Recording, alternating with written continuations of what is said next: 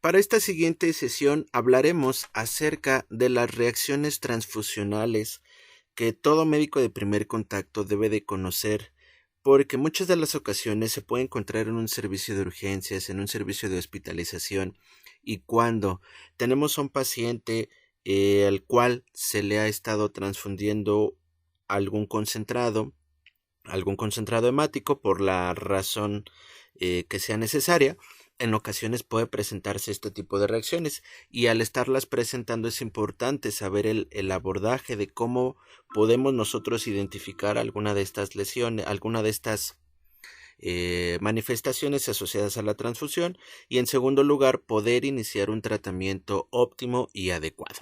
Vemos en la imagen de la diapositiva las reacciones adversas que se asocian a los padecimientos posttransfusionales. Invariablemente podemos definir una reacción transfusional a aquella reacción indeseable que se presenta al aplicar un producto o un derivado sanguíneo. Suelen ser más comunes de lo habitual, sin embargo, el hecho de que sean comunes implica con mayor énfasis que el médico de primer contacto sea capaz de reconocerlo, identificarlo e iniciarle un tratamiento. Normalmente, o la gran mayoría de las ocasiones, puede deberse a asociados a errores a la transfusión al momento de estar pasando, por ejemplo, el paquete globular. Sin embargo, podemos tener otro tipo de causas inmunes que también pueden condicionar la presencia de estas reacciones. Vemos en la imagen de la diapositiva que pueden ser tanto inmediatos como tardíos. Las cuestiones inmediatas se pueden subdividir en reacciones inmunes y también en no inmunes. Las tardías también a su vez se pueden clasificar en inmunes y no inmunes. Las inmunes del tipo inmediato suelen ser reacciones de tipo hemolíticas, reacciones febriles, reacciones de tipo urticaria, anafiláctica o inclusive lesiones pulmonares asociadas a la transfusión. Las no inmunes, hemolíticas, sépticas, circulatoria, metabólica o embólica. Las tardías suelen también subdividirse, ya lo mencionamos, inmunes de tipo aloinmune, hemolítica, refractariedad, inmunomodulación, y las tipo no inmunes de tipo infecciosa, bacteriana, viral, parasitaria o en su defecto sobrecarga de hierro. Normalmente hay muchas causas que pueden condicionarlos, más allá de que tal vez puedan asociarse o puede derivarse de una cuestión inmune o no inmune. Prácticamente, como ya lo mencionamos al inicio, la gran mayoría puede deberse a los errores asociados a la transfusión. Si, por ejemplo, nosotros hacemos presión sobre la bolsa del paquete a transfundir, esto va a provocar una hemólisis mecánica, y esto a su vez puede provocar la aparición de una hemólisis de tipo no inmune. Por ejemplo, si tal vez la piel está contaminada al momento de la extracción, puede generar contaminación, sobre todo si estamos frente a paquetes a concentrados plaquetarios. Podemos tener sobrecarga circulatoria, problemas de potasio. En ocasiones también podemos, en aquellos pacientes portadores del virus de inmunodeficiencia humana, hepatitis B o hepatitis C, también pueden ser más asociados, pueden tener mayor asociación a la presencia de defectos post-transfusionales. Normalmente este tipo de efectos, este tipo de efectos indeseados suelen aparecer de manera inmediata al cabo de las primeras 24 horas, o inclusive también de tipo tardío pueden presentarse posterior a este evento. Normalmente en las cuestiones tardías suelen aparecer en un periodo de hasta 7 y hasta 14 días. Esto implica que prácticamente es importante, dentro de la valoración de ese paciente que acude por la razón que sea, que pueda estar asociado a una cuestión hemolítica, a una cuestión febril, urticaria, anafiláctica, preguntar dentro de esos antecedentes si ha estado expuesto a transfusiones sanguíneas recientes, y que esto, si al ser positivo y el paciente al comentar esta situación, poder sospechar que tal vez se trate de una reacción posttransfusional. La incidencia, alrededor de un 20% de todas las transfusiones puede generar una reacción adversa. Las graves pueden presentarse hasta un 0.5%.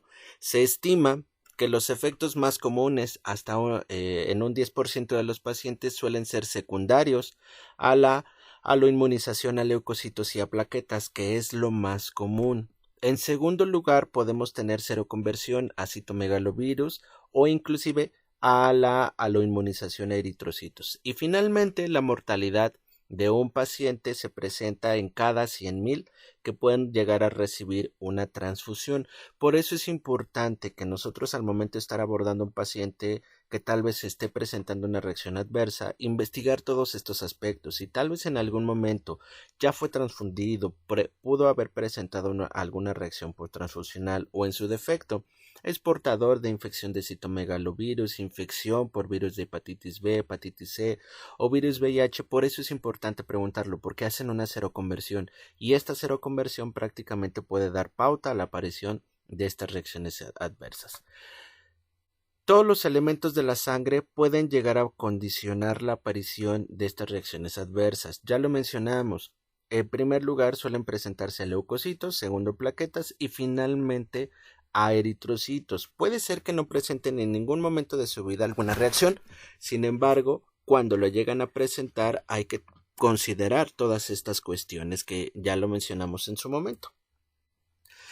¿Qué tanto de frecuencia pueden tener las reacciones adversas dependiendo del elemento en cuestión? Si estamos hablando de eritrocitos, pueden llegar a tener una reacción hemolítica aguda o tardía, con una frecuencia del 0 y hasta el 0.2%. Los leucocitos normalmente pueden llegar a condicionar reacción febril o un infiltrado pulmonar. Más adelante hablaremos de esta situación. En un porcentaje de 5 a 10% para las reacciones febriles posttransfusionales y el infiltrado pulmonar, el TRALI, que ya lo mencionamos al principio, hasta un 0.01%. Las plaquetas pueden condicionar púrpura posttransfusional hasta un 0.01%, y finalmente las proteínas asociadas a los paquetes globulares, a los concentrados eritrocitarios, pueden también condicionar la aparición de anafilaxia y urticaria. No es muy común, pero si dentro del contexto de mortalidad estamos comparando una urticaria con anafilaxia, evidentemente una anafilaxia va a presentar una mayor mortalidad, una frecuencia del 0.01% y la urticaria de 1 al 3%, pero considerando esa frecuencia de anafilaxia, prácticamente si no recibe una atención pronta y adecuada, la mortalidad se eleva en este tipo de pacientes. Es por esto que es importante considerar, dependiendo del elemento, las complicaciones que pueden llegar a presentarse. En México es muy difícil tener una estadística significativa. Sin embargo, el considerar estos aspectos nos hace pensar que prácticamente estas reacciones, estas complicaciones que se mencionan son las más importantes que todo médico de primer contacto debe conocer. Es por esta razón que con finalidades de este módulo haremos mención de estas cuestiones: reacción hemolítica aguda y tardía, reacciones febriles, infiltrado pulmonar, púrpura transfusional, anafilaxia y urticaria, que es lo más común. No es tan vasto, no es todo lo que engloba las reacciones transfusionales. Sin embargo, es lo que el médico debe de conocer. En otro estudio y lo podemos visualizar en esta diapositiva, representan el tipo de reacción que se llegó a presentar en un número determinado de pacientes, el porcentaje, la gravedad y el riesgo vital para cada uno. Si estamos hablando de una reacción alérgica, un riesgo vital de 12.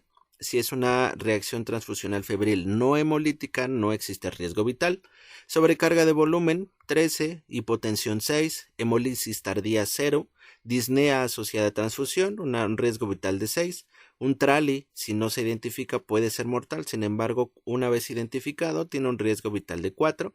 Y una reacción hemolítica aguda, un riesgo vital de 2. Prácticamente lo que condiciona mayor índice de mortalidad es o la sobrecarga de volumen o una reacción de tipo alérgica. Evidentemente, ya lo mencionamos, no es lo mismo considerar una cuestión de urticaria sobre una cuestión de anafilaxia. Por eso es importante identificarlo, y por eso también es importante saber el momento en el cual el paciente pueda estar presentando toda esta sintomatología, porque si dentro de sus antecedentes implica la hemotransfusión, pues eso es lo que nos va a dar la pauta para saber qué está pasando con ese paciente. Bien, iniciando con la reacción hemolítica, por definición se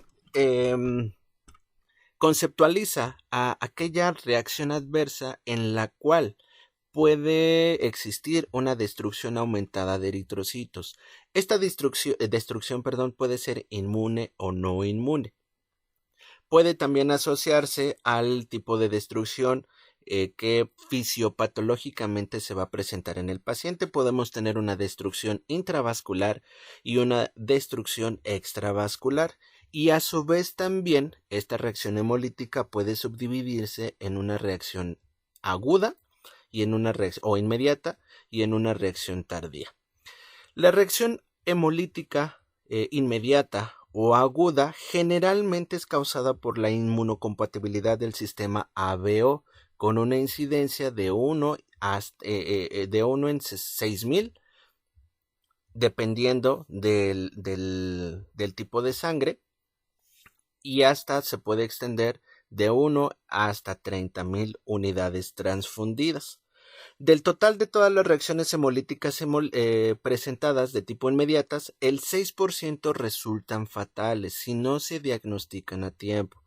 La FDA reporta que alrededor del 41% de las muertes por transfusión son causadas por este sistema de inmunocompatibilidad ABO, con una incidencia de mortalidad de 1 en 200,000 pacientes transfundidos. Por otro lado, la reacción hemolítica tardía tiene una incidencia de 1 y hasta en 2,500 y de a 1 en 4,000 unidades, con una mortalidad de 1 en 3.85 millones. Básicamente, estas cifras se pueden incrementar por el hecho de que no podamos ser capaces de identificar una reacción hemolítica. Por eso es importante. Normalmente, y esto lo mencionaremos más adelante, normalmente cuando estén sometiendo a un paciente en transfusión, el paquete que sea no implica mayor diferencia dependiendo del concentrado que estemos ocupando. Siempre que estén que tengan a un paciente que están bajo un procedimiento de transfusión, estén al pendiente de ese paciente. Lo ideal es monitorizar signos vitales antes de la transfusión, durante la transfusión y posterior a la transfusión, porque prácticamente podemos tener esta situación que puede presentar esta reacción hemolítica al momento de estarla transfundiendo, o en su defecto, una vez que haya terminado de transfundirse al paciente, puedan llegar a presentarlo. Entonces, una recomendación muy importante es siempre monitoricen a ese paciente, siempre verifiquen signos vitales antes, durante y después del procedimiento. En la cuestión no inmune también existen varios factores que pueden condicionar la aparición de esta reacción hemolítica, y eso en su momento lo mencionamos. Si tal vez el paquete se calienta más de lo habitual, si existen sustancias extrañas, el calibre de la aguja también puede inferir mucho en la aparición de esta reacción hemolítica. Si nosotros realizamos alguna presión sobre la bolsa al momento de estarla transfundiendo, y esto en ocasiones puede pasar sobre todo en el servicio de urgencias. Pacientes que requieran transfusiones masivas, en ocasiones tal vez por la premura de aportarle y de estabilizar al paciente lo más pronto posible, podemos optar por esta medida de hacer presión, tal vez con la mano o con un brazalete de un baumanómetro, hacer presión para que llegue y se instaure más rápido el concentrado. Sin embargo, esto también puede condicionar una reacción hemolítica, entonces hay que tener cuidado. Y en ocasiones también la colonización de bacterias puede también condicionar la aparición de una reacción hemolítica, pero de tipo no inmune. En cuanto a las sustancias extrañas, siempre se recomienda no mezclar el concentrado con algún otro elemento. Si tal vez es necesario, se llega a mezclar con solución salina al 0.9%, pero no es lo ideal, y que esto invariablemente va a incrementar el riesgo de la aparición de una reacción hemolítica. ¿Qué errores más frecuentes podemos nosotros identificar para que evitemos que aparezca una reacción hemolítica. Siempre es importante identificar de manera correcta al receptor, evitar equivocaciones en la toma de la muestra, evitar equivocaciones o errores en la distribución del componente y a su vez también errores durante la administración del componente. Y esto influye muchísimo. Si ya mencionamos que la base fisiopatológica es la inmunocompatibilidad del sistema ABO, si tal vez nosotros no al momento de estar abordando al paciente no obtenemos el tipo de sangre adecuado, podemos caer en este error. Es lo que ya mencionamos, la identificación incorrecta del receptor. Segundo, si tal vez el laboratorio por alguna razón tuvo el error al no corroborar este sistema ABO y tal vez nos envía un paquete diferente, también esto puede condicionar la aparición de una reacción hemolítica. Y tercero, al momento o a pie de cama del paciente, si no volvemos a corroborar este tipo de sangre, podemos caer también en la aparición de una reacción hemolítica. Por eso es importante que dentro de la prevención es importante siempre corroborar el tipo de sangre antes de la transfusión, durante la transfusión, a pie de cama del paciente si fuera necesario, y si en algún momento llega a presentar una reacción hemolítica posterior a la transfusión, corroborar este sistema, este tipo de sangre. Siempre es importante recordar el sistema ABO. Vemos en la imagen de la diapositiva los grupos, grupo A, grupo B, grupo AB y el grupo O. Las características es que en el eritrocito vamos a tener la presencia de estas partículas que van a caracterizar a cada grupo. En el plasma vamos a tener la presencia de anticuerpos. Para el caso del grupo A vamos a tener anticuerpos anti-B, el grupo B anticuerpos anti-A, el grupo AB no va a tener anticuerpos y el grupo O va a tener anticuerpos A y anticuerpos anti-B. Y también a su vez va a presentar antígenos en la superficie de eritrocitos, antígeno A para el grupo A, antígeno B para el grupo B, antígenos AB para el grupo AB y el grupo O no va a presentar antígenos en la superficie del eritrocito. Esto es importante porque esto va a depender mucho de la correcta identificación del paciente, 1, y 2, va a permitir evitar alguna aparición de estas reacciones secundarias o reacciones asociadas a la transfusión. Para el caso de esta sesión, o bueno, para el caso de este tema, sería la cuestión de evitar la aparición de una anemia, de una reacción hemolítica asociada a la transfusión. ¿Qué va a pasar con esta fisiopatología? Ya lo mencionamos que una vez que el paciente está siendo sometido a una transfusión, la reacción hemolítica se va a presentar cuando van a interactuar los eritrocitos transfundidos con los anticuerpos preformados del receptor. Esto va a condicionar una reacción antígeno-anticuerpo que puede o no activar el complemento de acuerdo a la inmunoglobulina implicada. Y esto, como punto culminante, va a generar va a condicionar la aparición de hemólisis intravascular y hemólisis extravascular. En la hemólisis intravascular, algunas citocinas con actividad inflamatoria y vasoactiva intervienen en la reacción. Llámese factor de necrosis tumoral alfa, interleucina 1, 6 y 8, proteínas quimioatrayentes de macrófagos, y a su vez también va a condicionar la liberación de sustancias tromboplásticas que van a explicar el cuadro clínico característico de la reacción hemolítica transfusional. Eso es para el caso de la intravascular. Y en el caso de la extravascular, el eritrocito sensibilizado es destruido por el sistema fagocítico mononuclear mediante receptores para la porción del anticuerpo y de las inmunoglobulinas y de la fracción C3 del complemento. Todo esto, tanto la hemólisis intravascular y extravascular, se va a o el punto culminante nos va a condicionar en el paciente la presencia de una hipotensión arterial, una respuesta a una activación de una respuesta neuroendocrina, la secreción de endotelina, la disminución de óxido nitroso, la aparición de microtrombos intravasculares, la presencia de una vasoconstricción, una isquemia renal, y esto evidentemente va a llevar al paciente a una necrosis tubular aguda, que prácticamente es la complicación más frecuente y que es importante identificarla en todo paciente que esté generando una reacción hemolítica. Más allá de la hipotensión, más allá de la disminución del óxido nitroso, más allá tal vez de la aparición de microtrombos intravasculares, la necrosis tubular aguda es lo que va a generar la alta mortalidad en este paciente, y si nosotros no identificamos esta necrosis, evidentemente el paciente va a ser muy difícil que logre sobrevivir esta reacción hemolítica. ¿Cómo vamos a hacer el abordaje clínico de ese paciente? Evidentemente, como cualquier otra patología, siempre considerar el cuadro clínico, el manejo y la prevención. En cuanto al cuadro clínico, vemos, dependiendo de las características o de la fisiopatología, pueden confluir las dos. Sin embargo, también dependiendo del tiempo en el cual nosotros lo identifiquemos, podemos tener la aparición de una hemólisis intravascular y una hemólisis extravascular. Para el caso de la intravascular, el paciente puede llegar a referir ansiedad, dolor lumbar o en el sitio de la venopunción. Esto es algo característico y es importante recordar. Todo paciente que está siendo transfundido y refiere dolor lumbar, aguas, siempre piensen en una reacción hemolítica. No es patognomónico, pero en la gran mayoría de los pacientes han llegado a presentar ese dolor lumbar asociado. Puede llegar a tener fiebre, escalofríos, náusea, vómito, hipotensión, taquicardia, disnea, anuria y choque.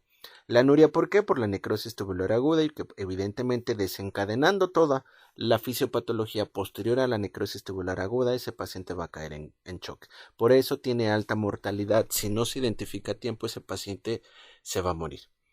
Si estamos frente a una hemólisis extravascular, el paciente puede llegar a cursar con ictericia, con fiebre, ocasionalmente escalofríos o en su defecto con coluria, y que evidentemente esto nos hará pensar que tal vez el paciente puede llegar a estar cursando con una reacción hemolítica. ¿Cómo vamos a hacer el manejo? En ese paciente prácticamente todas las recomendaciones asociadas es siempre detener la transfusión inmediatamente. Mantener una vía venosa con soluciones cristaloides o soluciones coloides, mantener una vía aérea permeable, siempre recuerden el ABC, investigar si tal vez se trate de una hemólisis, observar el plasma, realizar tal vez un COMS directo, repetir el grupo RH, si tal vez ya una vez que se confirma esa hemólisis, siempre monitoricen función renal, nitrógeno ureico, creatinina y volumen urinario por el riesgo a desencadenar una necrosis tubular aguda. Se pueden solicitar pruebas de coagulación, identificar tempranamente signos de hemólisis, la elevación de deshidrogenasa láctica, aptoglobina o bilirrubina también es importante considerarlos, o en su defecto también identificar si es asociado a una contaminación bacteriana que el paciente puede estar llegando a estar originando o estar siendo sometido durante la transfusión, está generando una sepsis, y que esto podemos nosotros solicitar un cultivo del paciente y del paquete y poder iniciar un tratamiento con antibióticos de manera empírica en tanto tenemos el resultado. Básicamente, dentro del manejo y dentro de estas recomendaciones siempre es mantener una permeabilidad de una vena periférica, mantener signos estables, signos dentro de parámetros estables, tal vez estar verificando presión arterial cada 15 minutos, al menos durante una hora. Podemos, ya lo mencionamos, administrar soluciones cristaloides o soluciones coloides. Podemos en su defecto también hacer uso de furosemida, una ampolleta de 40 miligramos IV en caso de que exista compromiso renal, o en su defecto, si ya está establecido el compromiso renal, la falla renal, poder instaurar, si fuera posible, en su defecto, someter al paciente a un procedimiento de diálisis.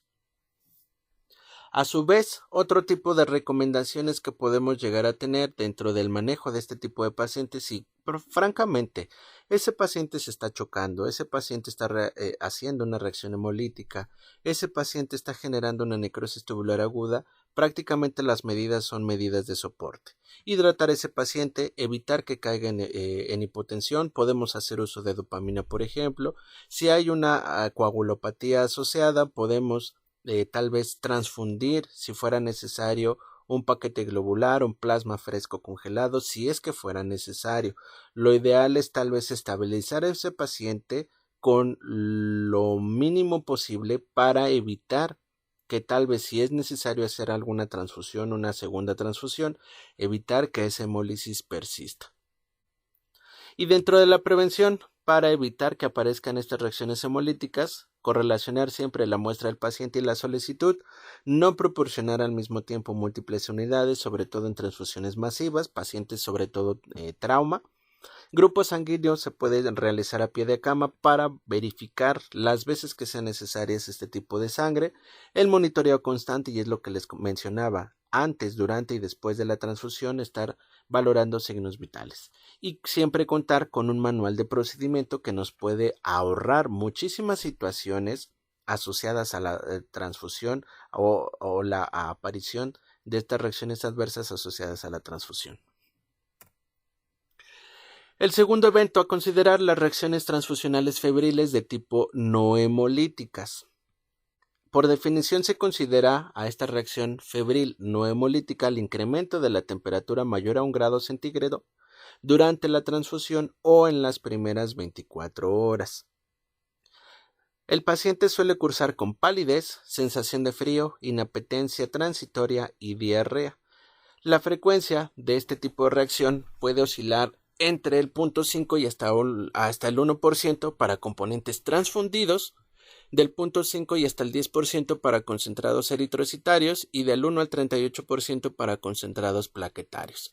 Las causas más comunes para la aparición de esta reacción febril no hemolítica es la aparición de anticuerpos citotóxicos o anticuerpos aglutinantes en el suero del receptor que van a reaccionar con linfocitos, con granulocitos o con plaquetas presentes en la unidad transfundida. Normalmente esta reacción anticuerpos a células van a generar la aparición de citocinas pirógenas, va a generar la aparición de otros mediadores inflamatorios que se van a acumular en el plasma de los componentes sanguíneos, y esto va a condicionar la aparición de la reacción febril. En ocasiones también en los paquetes almacenados también se puede llegar a presentar esta asociación, se desencadenan mediadores inflamatorios que se van a acumular en el plasma y una vez que van a ser transfundidos van a condicionar la aparición de esta reacción febril. La fisiopatología en realidad no es tan compleja, resulta de la interacción de anticuerpos del receptor contra los antígenos leucocitarios, ya lo mencionamos en la diapositiva pasada, o de los antígenos plaquetarios en el componente transfundido.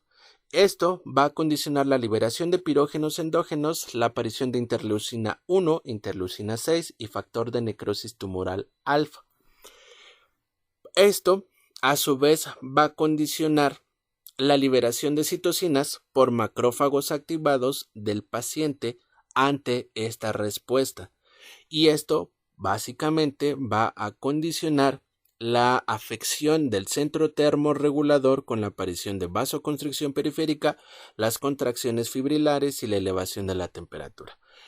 Considerar esta fisiopatología es importante porque prácticamente si nosotros o en el paciente en algún momento llegó a condicionar la aparición de una reacción febril asociada a esta fisiopatología dentro del tratamiento, es tratar de que estos concentrados de estos paquetes globulares que se le puedan transfundir al paciente sean libres de toda esta cascada de inflamación. Más adelante hablaremos de esta situación.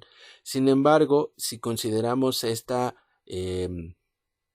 fisiopatología, y como ya lo mencionamos en su momento, normalmente se da o está asociado a la afección de los leucocitos, a diferencia de las reacciones hemolíticas que básicamente se concentran a la afección de los eritrocitos. Para el caso de los leucocitos, la afección o la afectación de toda esta cascada va a condicionar la aparición de reacciones febriles de tipo no hemolíticas.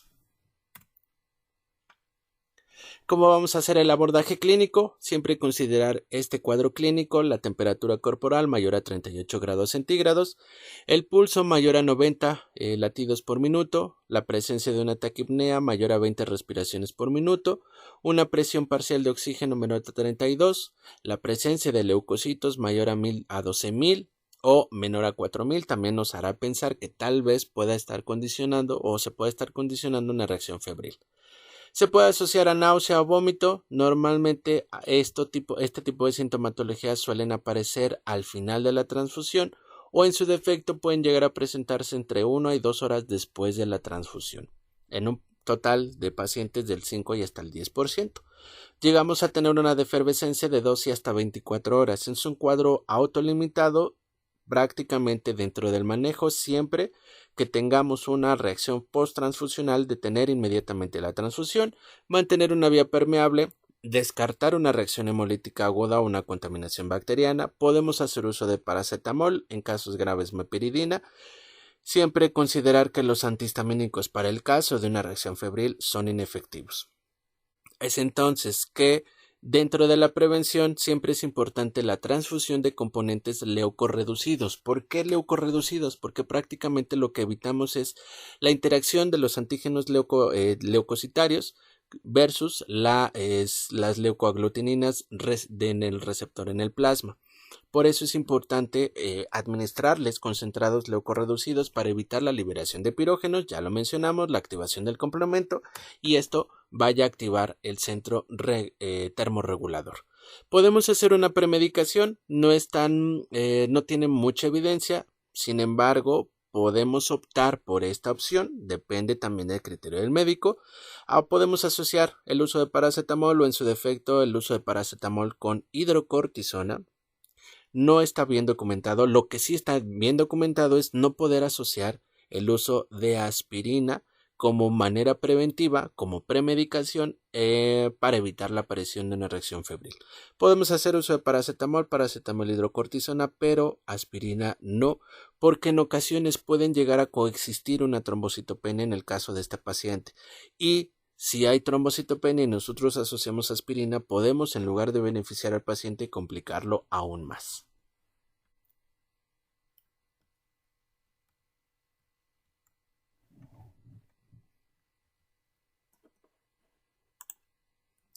La lesión pulmonar aguda, también considerada o llamada TRALI, es una reacción inmediata, que se va a presentar dentro de las 6 horas posteriores a la administración de una transfusión, que se va a caracterizar por la presencia de una insuficiencia respiratoria, combinado con la evidencia de hallazgos radiográficos, un infiltrado pulmonar y un edema bilateral en ausencia de una falla cardíaca o en ausencia de una sobrecarga circulatoria.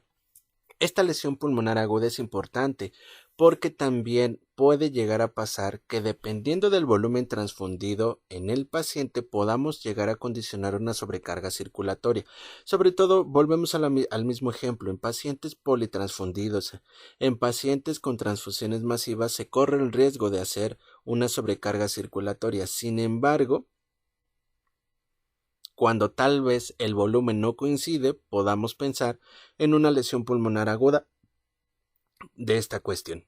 Los componentes implicados con mayor frecuencia suelen ser concentrados plaquetarios o inclusive plasma, cuando podamos llegar a administrarlos, pero también podemos llegar a tener este tipo de lesiones pulmonares cuando se administran concentrados celulares de tipo eritrocitos o de tipo granulocitos. Lo más común es para plaquetas. Esta lesión pulmonar va a tener una incidencia de hasta 1 en 5,000 o 1 en 250,000 unidades transfundidas.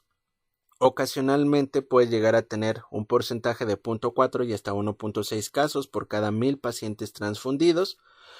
Hay situaciones en las cuales no son reportados de manera eficaz todas estas reacciones, sobre todo en la cuestión pulmonar. Por eso es que tal vez la prevalencia y la incidencia no es la más correcta.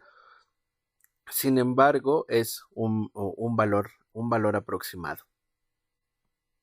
La FDA en el último año reportó estas lesiones pulmonares agudas asociadas a la transfusión como primera causa de muerte relacionada a la transfusión en un periodo de 2017-2018 y es normalmente responsable del 16 y hasta el 65% de la mortalidad asociada o relacionada a una transfusión. Por eso es importante también identificar este tipo de situaciones porque más allá de una sobrecarga hídrica, una sobrecarga circulatoria, el identificar esta lesión pulmonar sobrelleva al paciente a una alta mortalidad. Podemos tener factores relacionados a la transfusión, factores de tipo inmunes, factores asociados a la presencia de anticuerpos anti-HLA o antineutrófilos. Podemos también tener dentro de las causas no inmunes, la presencia de lípidos bioactivos, quimiosininas o inclusive factores relacionados al receptor que tal vez condicionen a la activación de granulocitos o a la activación de células endoteliales. La fisiopatología, en términos simples, implica la interacción de anticuerpos antileucocitarios en el donador que ocasionalmente puedan llegar a reaccionar con los anticuerpos antileucocitarios del receptor o inclusive con otros agentes activadores presentes en los componentes sanguíneos. Básicamente esa es la base de la fisiopatología de la lesión pulmonar aguda. Más adelante ahondaremos un poquito más en esta fisiopatología, pero prácticamente una vez que se desencadena es importante iniciar un tratamiento adecuado y óptimo. Al igual que otro tipo de reacciones, siempre es importante suspender esa transfusión. Podemos revertir la hipoxemia si fuera necesario someter a ese paciente a una ventilación mecánica invasiva. Podemos hacer uso de esteroides intravenosos. La recuperación oscila entre 3 y hasta 4 días. Y finalmente, dentro del mismo manejo, siempre es importante detectar los anticuerpos antileucocitos del donador y del receptor. La prevención, como cualquier otra reacción, siempre es importante la búsqueda de anticuerpos anti-HLA, el uso de filtros de leucocitadores de alta eficiencia o en su defecto el uso de componentes de poco tiempo de almacenaje de menos de 72 horas. Esto es importante sobre todo para esta lesión pulmonar. No es tanto para tal vez una reacción hemolítica o para las reacciones febriles. Pero si nosotros queremos evitar una lesión pulmonar aguda, lo ideal es sí administrar el concentrado, el paquete globular, pero con un tiempo de almacenaje de menos de 72 horas. Eso sería lo ideal. Sin embargo, en ocasiones por la falta de insumos en un centro hospitalario, el laboratorio se da la tarea de concentrar la gran mayoría de paquetes o de bolsas, de las más que se puedan, para poder tenerlas al momento en el que se solicitan, y esto lleva a que estas bolsas sean almacenadas con un periodo de mayor a 72 horas. Por eso es importante, tal vez si es que en el paciente llega a condicionar esta lesión pulmonar, investigar el tiempo de almacenaje de la bolsa, porque si fuera esta situación, tal vez si a ese mismo paciente o a otro paciente se le llega a transfundir por el mismo tiempo de almacenaje, existe mayor riesgo a presentar la lesión pulmonar y que evidentemente pueda ser más fácil identificar el padecimiento. Ya hablamos mencionamos a grandes rasgos la fisiopatología. Dentro de esta fisiopatología es importante considerar dentro de la lesión pulmonar que debemos de tener dos exposiciones al paciente. La primera es como la preexposición o el reconocimiento y la segunda básicamente ya es cuando desencadenan toda la clínica que va a presentar en el paciente. Los factores del paciente que pueden predisponer a la sensibilización del mismo, la presencia de una sepsis, la presencia de enfermedades hematológicas malignas, si el paciente fue sometido a cirugía cardíaca, a una transfusión masiva, alcoholismo, si el paciente cursó con un choque, fallo renal agudo, insuficiencia hepática o si fue sometido a un procedimiento neuroquirúrgico. Esos son los primeros factores que van a poder sensibilizar al paciente. Una vez que ya esté sensibilizado, ¿qué va a pasar con ese paciente? El paciente puede estar sometido a una segunda transfusión en algún otro momento y dependiendo de los factores asociados a los anticuerpos puede condicionar a la aparición de la lesión pulmonar. Si estamos hablando de los glóbulos rojos, la presencia de los anticuerpos anti-HLA, la presencia de lípidos bioactivos o almacenamiento, ya mencionamos esta situación de más de 72 horas, es más fácil que condicione la aparición de la lesión pulmonar. Si es para plasma fresco congelado o plaquetas, también es la misma situación, la presencia de anticuerpos anti-HLA, los lípidos bioactivos, y esto condiciona más fácilmente la aparición de esta lesión pulmonar. Ya lo mencionamos, el evento primario sería el primer hit, la transfusión, condiciona el segundo hit. Esto va a condicionar la activación y el daño endotelial a nivel pulmonar, que prácticamente es, en términos simples, es la sensibilización de ese paciente. Ya se sensibilizó, viene una segunda transfusión y va a condicionar la activación de esta segunda cascada de inflamación con la activación o la interacción de complejos inmunes, la activación de neutrófilos, la liberación de anticuerpos anti-HLA. Esto va a condicionar la presencia, el daño endotelial a nivel pulmonar, el aumento de la permeabilidad vascular, el edema pulmonar, y básicamente esto se va a traducir en la lesión pulmonar, que es lo característico, que es el incremento, la inflamación a nivel pulmonar, el edema vascular, la congestión pulmonar, y que prácticamente o clínicamente el paciente se va a manifestar con la aparición de una disnea. Siempre es importante realizar un diferencial para el caso de este tipo de pacientes. Este diferencial se puede realizar sobre todo para aquellos pacientes que son sometidos a una sobrecarga de volumen. Para el caso del TRALI podemos tener fiebre, la aparición de fiebre, sin embargo para una sobrecarga de volumen no. El paciente puede estar hipotenso, puede tener variaciones en el pulso, va evidentemente a presentar disnea. La auscultación, podemos tener el murmullo vesicular disminuido, la presencia de crépitos. En el estudio radiográfico, la presencia de infiltrados bilaterales. El ecocardiograma suele estar normal, y esto es lo característico sobre el paciente con sobrecarga de volumen. Podemos tener PVC normal. Los leucocitos, puede llegar el paciente a estar bajo una leucopenia transitoria. Y la presión puede ser menor a 18 milímetros de mercurio sobre la sobrecarga de volumen mayor a 18 milímetros de mercurio. Prácticamente el primer diagnóstico diferencial que debemos de hacer es con aquellos pacientes que están sometidos a una sobrecarga de volumen.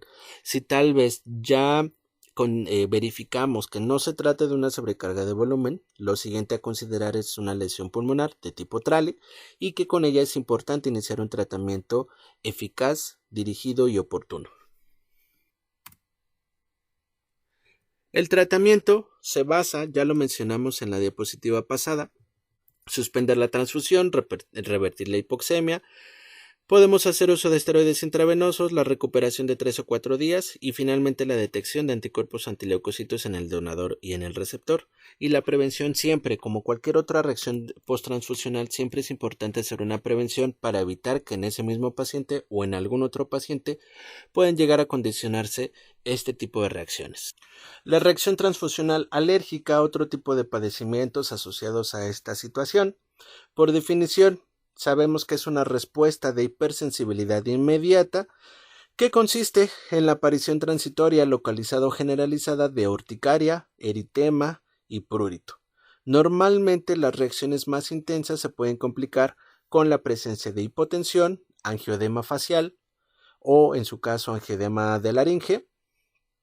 Y esto evidentemente es lo que va a condicionar la alta mortalidad de este paciente. No es lo mismo un paciente que esté generando una reacción urticariforme a una reacción anafilactoide, que es prácticamente la forma de presentación de esta reacción transfusional alérgica. Son las más habituales, son las más comunes, del 1 al 3% de las reacciones se suelen presentar con frecuencia ante la administración de plasma fresco congelado, crioprecipitados, y en menor frecuencia con la administración de concentrados eritrocitarios. Mencionamos que que tienen dos formas de presentación, las reacciones urticariformes y las reacciones anafilactoides. Básicamente no es lo mismo. Una, podemos identificarlo de manera clínica y de manera visual, que tal vez el paciente esté generando la presencia de lesiones abonosas en toda la extensión del cuerpo, la presencia de prurito, la presencia de ansiedad asociadas al prurito, pero cuando ya está desencadenando un angioedema facial, un edema de laringe, datos de insuficiencia respiratoria, básicamente datos de hipotensión, básicamente ese paciente está generando una reacción anafilactoide. La incidencia suele ser en casos leves de 1 y hasta el 33% de los casos, en los graves de 1 y hasta 20,000, de 1 en 20,000 pacientes que llegaron a estar sometidos a un proceso de transfusión. Normalmente la aparición, en el caso de una reacción urticariforme, la aparición suele ser asociado a la presencia de eritema, lesiones abonosas, suelen ser localizados extendidos, puede asociarse fiebre o crisis de asma si es que el paciente tiene esa sensibilidad, pero cuando ya se convierte en un cuadro grave, que ya lo que mencionamos, puede llegar a condicionar opresión torácica, edema de laringe, reacción vagal grave, hipotensión, náusea y vómito, que básicamente cualquiera de los dos necesita y amerita un tratamiento. Sin embargo, si estamos conscientes o hacemos el diferencial entre una reacción urticariforme y una reacción anafilactoide, el que tiene mayor prioridad es la reacción anafilactoide, porque prácticamente ese paciente se va en menos de minutos, cuando tal vez una reacción urticariforme pueda tal vez darle oportunidad a que ese paciente pueda ser atendido de manera correcta, pero que no requiere una atención inmediata y urgente. En la reacción alérgica se han implicado numerosas causas que puedan llegar a condicionar la aparición tanto de una reacción urticariforme y de una reacción anafilactoide. En términos simples, siempre va a ser la activación y la intervención de histamina, la intervención de proteasas, triptasa, carboxipeptidasa, elastasas. Podemos tener otras enzimas que también pueden interactuar dentro de esta fisiopatología, la peroxidasa de eosinófilos, por ejemplo, la presencia de citocinas, interleucina 4, 5, 6, 8, factor de necrosis tumoral, o inclusive mediadores lipídicos, la presencia de leucotrieno C4, y que prácticamente van a desencadenar dentro de esta fisiopatología la activación del óxido nítrico, la interacción de toda esta cascada de hipersensibilidad, la liberación de histamina, la activación del sistema de cininas. En ocasiones también podemos llegar a ver las interacciones entre anticuerpos anti-EGA, por ejemplo, del receptor, o en su defecto también la presencia de todas estas cascadas que van a condicionar clínicamente la aparición de las manifestaciones que ya mencionamos en su momento.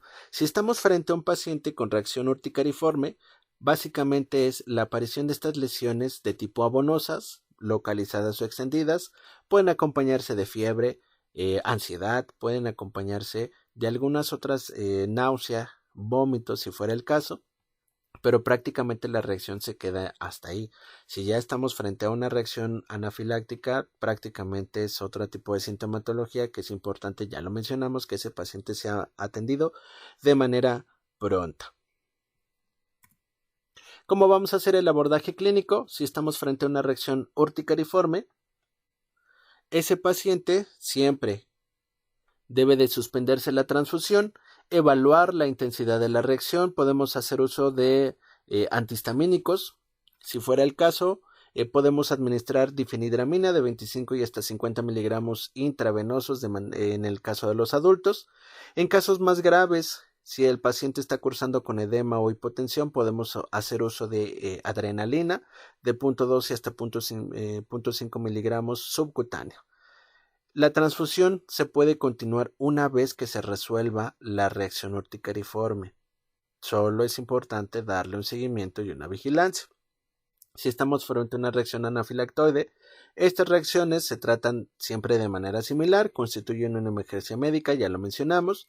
Si es posible, se debe de trasladar a una unidad de cuidados intensivos. Podemos hacer uso de epinefrina de 0.2 y a 0.5 miligramos subcutáneo en adultos y de 0.01 mililitros por kilo de peso en pacientes pediátricos. Y la dosis se puede repetir cada 15-30 minutos si fuera necesario. Administrar siempre volumen para recuperar presión arterial. Si estamos frente a un paciente con distrés respiratorio, suplementar con oxígeno. Intubación si fuera necesario, intubación orotraqueal, o si fuera necesario una traqueotomía si tal vez el edema de laringe, el edema de la vía respiratoria no permite la intubación orotraqueal. Podemos asociar antihistamínicos o en su defecto el uso de esteroides, hidrocortisona 200 miligramos intravenoso. ¿Cómo vamos a hacer la prevención? Podemos hacer una premedicación una hora antes de la transfusión, no Es muy recomendado, tampoco está proscrito que se pueda premedicar al paciente, sin embargo queda a criterio del médico tratante. Recibir paquetes cuyo plasma esté libre de los de inmunoglobulina A, si fuera el caso un plasma fresco congelado o crioprecipitados, y en ocasiones los concentrados eritrocitarios se pueden administrar de forma previo a la administración se pueden lavar, y que esto va a reducir la aparición de esta reacción urticariforme o de esta reacción anafilactoide. Y finalmente, ya para terminar esta sesión, mencionaremos a grandes rasgos las reacciones tardías que se pueden llegar a presentar.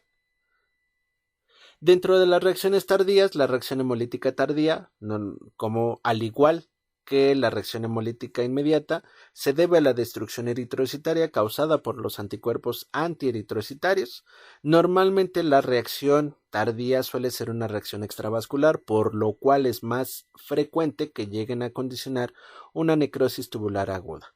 Suele ser silente, sin embargo, cuando llega a generar manifestaciones, el paciente puede llegar a condicionar las mismas manifestaciones que una inmediata, solo que dependiendo del tiempo, normalmente el tiempo suele ser desde 24 horas y hasta 30 días posteriores a la transfusión.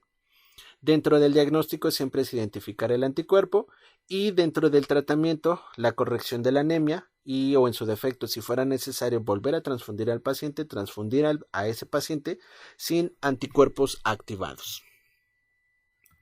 Para la púrpura posttransfusional es, por definición, la aparición de una trombopenia aguda en un periodo de menos de una semana posterior a la transfusión, asociado a la formación de inmunocomplejos antígenos anticuerpos.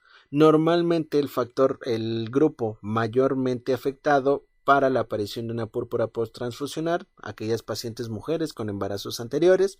El diagnóstico siempre se debe de realizar ante la detección de anticuerpos, y el tratamiento podemos hacer uso de prednisona, 1 a 2 miligramos por kilo de peso por día.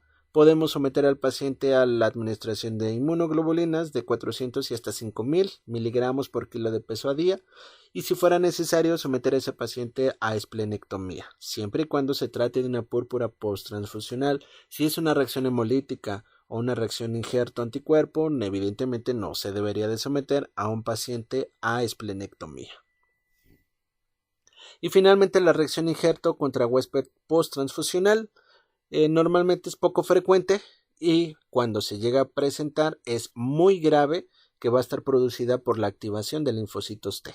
Se suele presentar de 7 y hasta 10 días después, o hasta 2 y hasta 30 días posteriores a la transfusión. Podemos tener confusiones con las reacciones alérgicas por la forma de presentación. Normalmente un injerto contra huésped, los síntomas suelen ser aparición de fiebre elevada, un rash maculopapular que puede comenzar en palmas y en planta de los pies y puede evolucionar a una eritrodermia ampollosa, la presencia de diarreas serosanguinolentas, en ocasiones vómitos o alteraciones del estado de conciencia. Por eso es que puede hacer confusión y un diferencial con reacciones alérgicas. Normalmente el diagnóstico se suele hacer con la toma de biopsia de piel o biopsia de hígado, y finalmente el tratamiento. No existe un tratamiento estandarizado para la reacción de injerto contra huésped. Puede hacerse uso de esteroides o uso de ciclofosfamida, sin embargo, prácticamente si no se detecta a tiempo, el paciente tiene alta mortalidad.